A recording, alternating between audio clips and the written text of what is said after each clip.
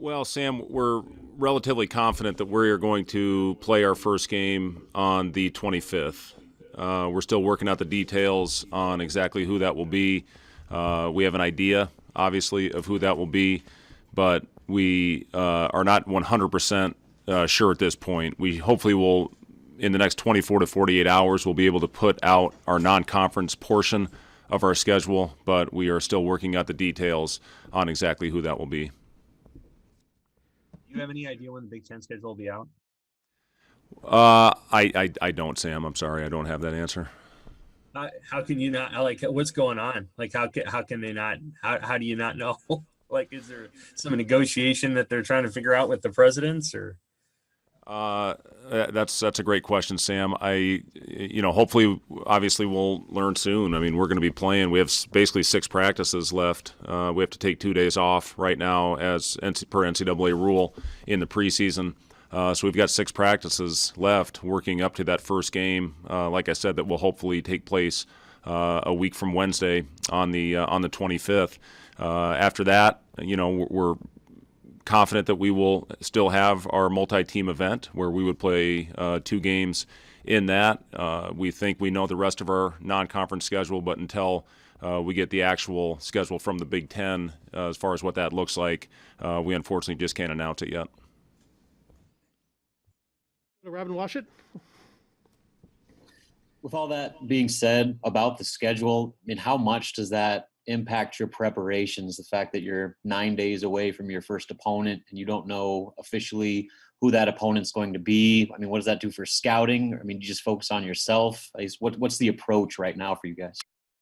That is our approach, Robin. We are just we're worried about ourselves right now, and going out there, we're adding new things to our system every day. We're going through different situations every day to try to prepare for whoever that opponent will be. Like I said, we are confident that in the next 24 to 48 hours, we will know exactly what our non-conference schedule is.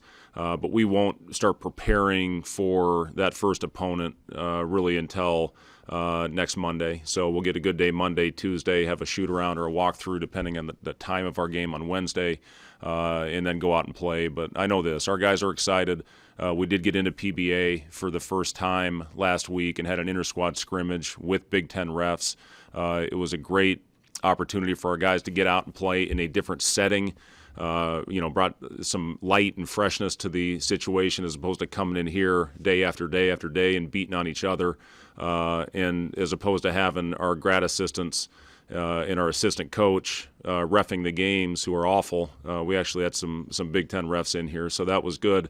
And like I said, it was great to get out there in a different setting. We'll have a couple more of those scrimmages. We do anticipate back-to-back or 3 and 4 to start the season. So we're just really trying to acclimate the guys' bodies to what that's going to look like. So we will do a back-to-back scrimmage at the end of this week, preparing for the opener next Wednesday. Chris Basnett, Lincoln Journal-Star. Hey, Fred, I won't ask about the schedule, but I guess just, your reaction when Bryce McGowan's told you yes, and then, just your thoughts overall on the class you guys were able to put together. Yeah, we're really excited, Chris, about the recruiting class, and we feel we have 3 really high quality players coming into our program next year. Keisha was the first one to get his paperwork in. We feel he's as good a shooter as there's going to be in the country next year. I think for people that are fans of the program that have known he has had his commitment for probably about a year now, to see some of the video of him shooting the basketball. The corner threes where he made 48 in a row in the right corner, the video of that. The thing that really impresses me about Keisha is he is the focal point for every opponent. And scouting reports, because of the way he shoots the ball, revolve a lot of times around him. Teams don't leave him, and for him to be able still to get his shot off, the degree of difficulty on some of those shots that he takes, and to still shoot a high percentage, just shows how much work he puts into it. He's played on a very high stage, so there's not going to be too big of a moment for him. He's a very popular figure in his country, and I think he can be a role model for kids in his home country of Japan. Wilhelm Breidenbach, we're very excited about him as well. Matt Abdelmassi, who's done an unbelievable job helping put our roster together and obviously instrumental in this recruiting class. Our first scouting event last year was in Charlottesville, Virginia, at the NBA Top 100 camp. And we walked in this gym of, the top 100 players in the class, and he told me to look out there and guess who the guy was that he liked the most. And I said, is it the guy in the goggles? He said, yeah, watch him play. And he went out there and he just blew me away with his skill set. He's an incredible passer. That's one of the things I like most. And he almost does a better job passing with his left hand. So he's got a really good, unique skill set as a guy that's 6'10", that can pass with both hands, that is skilled, that can pop to the top of the floor and knock down shots at a high level. I think he can initiate offense, which is very important at that position within our offense. And he's a tough kid that plays with a constant motor. So we're really fortunate and feel great about Wilhelm because of that unique skill set and how well he'll fit. And then Bryce, the news and the call that we got a couple days ago to let us know that he was coming, was just a great feeling, just to show the direction of where we are heading, how bright our future is. To get a guy, the first 5-star in the history of the program, and to come, I think a big part of it was obviously talking to Trey about how his experience has been here so far with everything that we're about. Not just the product on the floor, but our strength and conditioning staff, how great of a job they do, our sports scientist who monitors all of our workloads, our nutrition staff that's here for our guys, all hours of the day. So when he talked to Bryce just about how great of a situation it has been for him so far and how well he would fit into how we play, I think that got Bryce excited. So, to get those 3 guys into our system shows, I think we'll be very competitive this year, and then you add 3 more pieces to our team next year. I think the future is very bright. Caleb Henry. Coach, you said when Bryce signed that it changed the trajectory of your program. What is that trajectory? That is it conference championships? Is it second weekend of the tournament, Final Fours? And then just your thoughts on the news about the NCAA tournament changing in the spring. Well, ultimately, Caleb, we want to put ourselves in a position to compete for championships, and that's why we took the job here. We want to help take this program to where it's never been before and be a consistent NCAA team. When you get in there, you have chances to compete for championships. It's, I guess, a little bit similar at Iowa State when we took over in year 2, took a huge jump, got into the tournament, won a game, won 2 Big 12 tournament championships in that stretch, and went to 4 consecutive NCAA tournaments. That's where we want to be. We want to be a team that has a chance to go in there and compete for conference championships and for national championships, and that's why we took the job. And if I didn't think we could get there, I wouldn't have taken this job. So we're excited about that. As far as the NCAA tournament, honestly, I heard that when I was walking down the steps to come into this room today, so I really haven't digested it. It probably makes sense, to form some type of bubble to, hopefully get the not only the season in, but obviously the tournament as well. Kevin Suits. Coach, I was curious how the players are handling this right now. You're a week away from starting the season. So on one hand, there's a lot of excitement, the fact that it's about to start, but on the other hand, there still is kind of a lack of information from the Big Ten NCAA, and there's probably some worry and fear in their eyes. How do you see them, navigating some of the emotions they may be having right now? Yeah, Kevin, I think the biggest thing that we have talked to our players about is all we can do is worry about the things that we can control, and that's coming in the gym and working hard every day, doing the right things to try to do everything we can to where COVID doesn't go through our team. We've still only had the 2 positive cases, so our guys have done a great job with that. And now that we're approaching the season and the rule of having to sit out an extended period if we do have it, our guys have bought into it. But that's all we can worry about right now is going out there and practicing hard, preparing as if we were going to play a full season.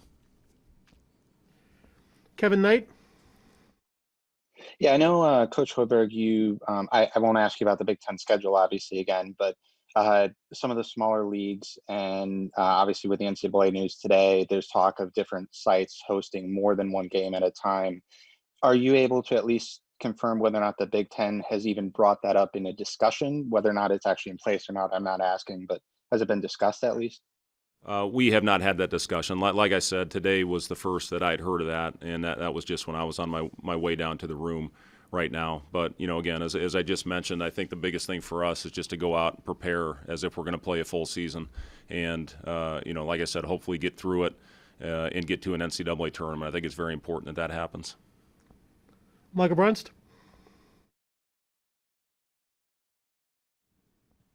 Hey, Fred, I guess 9 days out, how prepared do you feel like your team is right now to run the offense that you want and really kind of make your system work with kind of what you've installed at this point? And also in those scrimmage settings in PBA with the refs, what do you kind of learn about your team in those settings that's maybe a little bit different than what you would just, over in the practice facility normally? Yeah, it shouldn't change. And for us to go out and do everything we've been doing for the past several months, once we start playing games, we don't need to change. We need to continue to go out there and stress making simple plays. We don't need to try to all of a sudden hit home runs because now the games count. It's all about going out there and trusting each other. It's playing with great pace, trying to withstand runs and play through adversity, which I think this group has done a really good job of to this point. How will that translate once we start playing for real? Obviously, is yet to be seen. But for us, we've had a lot of time to get to this moment of starting to play games, and we're excited for that opportunity. And hopefully we do go out and continue to trust each other the way we have. We've built great chemistry. This is a group of players I've absolutely loved coaching. They're coachable. They play with great effort. They're competitive. And again, I've said this in the past, when you have a group like that loves to play and compete, we'll have everybody back in the gym at some point today. We'll have a bunch of guys coming back to PBA to get shots up tonight to try to get used to that background. But we really do have a group that loves to be in the gym. And when you have that, you have a chance. John Niatawa. Yeah, Fred, how much thought have you given, if any, to the potential that you'll have a quarantine or that games are going to get canceled, that there's just going to be disruption and it might throw off the normal routine? Have you already sort of set a preliminary plan together if this is how we might handle that? Or are you just going to kind of wait and see how that goes as the season progresses? Yeah, that's a great question. We are prepared. Hopefully it doesn't get to that, but in today's climate where things are going and obviously the numbers where they're trending, you have to have a plan if something does happen. We do have that. We feel great about our medical staff. They've done a really good job of educating us and educating our team. We are doing the daily testing every morning. We come in at 7:30 and test our entire team and the staff that is around on a daily basis. But yeah, we're just doing the best we can, and what that entails for our guys is doing the right things and making the right decisions to do everything we can to keep it at bay. Obviously what we saw last week, I've got a son that plays at Michigan State. Tom Izzo, it sounds like he was as careful as anybody, and he still got it. So, you just never know. To answer your original question, as far as having a plan, we do, but hopefully we don't have to execute it. But, again, it's about the safety, and we understand that. This is about the safety of our athletes, student athletes, the safety of the kids, the safety of the staff, and we're trying to do everything we can, to get things in the right direction. Can you, Sam McEwen? Hey, Fred, who stood out to you in the scrimmage you guys had last week? And specifically, I want to ask how Teddy Allen played. Well, Teddy had 29 in our scrimmage, and he was terrific. And again, our guys, I thought, didn't press the issue. It wasn't like he went out there and came down and just fired up shots the entire scrimmage. I thought guys moved the ball really well. He was the benefactor of a lot of that good ball movement. Shot the ball extremely well. We did some man-to-man work, zone work, obviously preparing for anything, and he looked really good in both of those situations. But the ball movement was really good. Our assisted turnover ratio was excellent, over almost 2.5 to 1 on our red team. and it was fun to watch. I thought our guys really bought into the movement, and again, we just have to continue to stress to our players when we make simple plays, good things happen. We talk so much about your offense, but how much better do you think your defense will be? Well, we're longer. I think we're more athletic. I think we're going to have more versatility to have different defenses out there this year, depending on lineups. I think we can, play different types of defenses, man and zone, this year because of our length. I think we can play, maybe small at times. We'll have a lot of players out there that could be 6'7" and above, and could be a good switching lineup. So I just think the versatility of this team, both not only offensively but defensively as well, is very good. Okay, we got time for a couple more here. I'll go with Chris Basnett. Fred, what do you think constitutes success for you guys this year? Does it change with all the circumstances that are maybe out of your control, or is it the same as always? We just want to get better, every day, every week, every game. Yeah, we for us, it's about taking the right steps as a program. Obviously things didn't end the way any of us would have hoped a year ago. We had some good early games, had some throughout the course of the season, but we want to take steps in the right direction as a program. We were able to establish a style of play that I think fits this group and I think fits next group with our recruiting class that we have coming in. So, for us, it's continuing to get better throughout the season. And again, we got a group that loves to compete. They're very receptive in film sessions. You don't have anybody that, when we talk in those film sessions, that gets sensitive about being coached. So, for us, it's making the right steps throughout the course of the season. But, the biggest thing is, really growing as a program and talking about what I talked about earlier, ultimately is competing for championships and competing for conference titles. With what we have this year, I think the core that we'll have coming back to add with Bryce, with Wilhelm, with Keisha, I think we're definitely on the right track. But yeah, getting better throughout the course of the season is definitely something we want to do. Got time for two more. Gavin Struve. Yeah. Relating to the roster, you have a lot of options with interchangeable ball handlers and wings and more bigs this year than last. How do you plan to use that versatility to craft lineups, and how do you think this roster will be more successful than last year's? Yeah, it's going to be different players on different nights. We may not finish with the same group every night, depending on who's got it going, and what we're playing against will determine a lot of times who's on the floor at the end of games. We have an idea who we're going to start on Wednesday, but that can change. Guys are still out there competing for playing time, competing for the all-important crunch time minutes. And if somebody's got it going, which we have players capable of doing on this team that may not be in the starting lineup, then they'll be in there at the end. But the versatility of this lineup, the different weapons that we have, I'm excited about that. And last, we'll finish up with Robin Washington. Hey, Fred, just want to check. Obviously, the news of a cold came out, but otherwise, are you guys healthy? Any other injury-related items to report going into the season? Yeah, other than a call, obviously we're all hoping for a full and speedy recovery. We'll take it slow. He will miss the year based on the procedure that he had. But other than a call, we're good to go heading into in the opener next week.